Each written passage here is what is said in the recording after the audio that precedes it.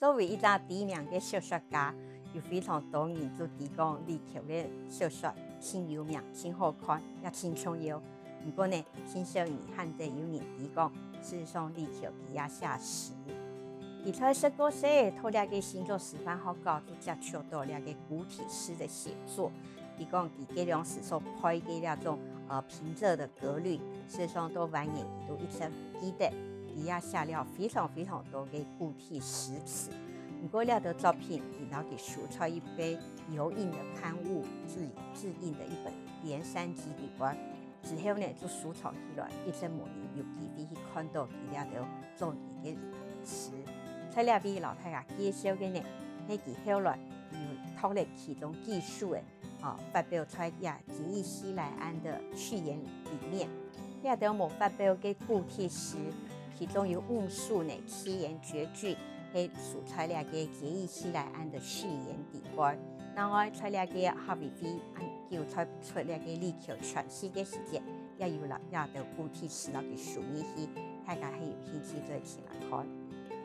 李克有一部长篇的诗作，很多台湾的阿妹，台湾我的母亲。这个长篇的诗，用汉雅山谱曲的故事来做一张主题。不过呢，他用这种写诗的方法来表现。这是李克他的文学创作地方非常特殊的第一本开始用大量的客家话来书写的一部作品。在这地方呢，我看到有非常多客家话的词汇用在这个长篇的诗作地方。同时呢，也展现出李克对台湾土地的思考，就是土地阿妹生命三大合一这样的想法。为了长篇的诗，就会对那个唐阿强、刘阿汉、邓妹那条人物，你都反映了开放，一直写到那个1894年、95年抵抗日本人结束的甲午的甲午之役为止。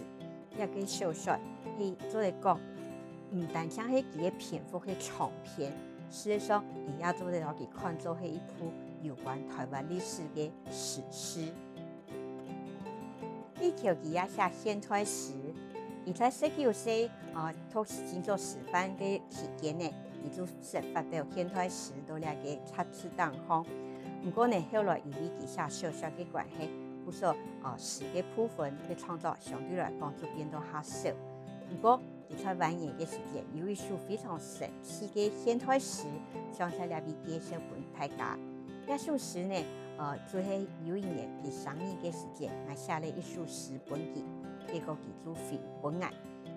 那首詩嘅神奇係在於講，佢作為一個長年創作嘅文學家，佢非常自家嘅人生。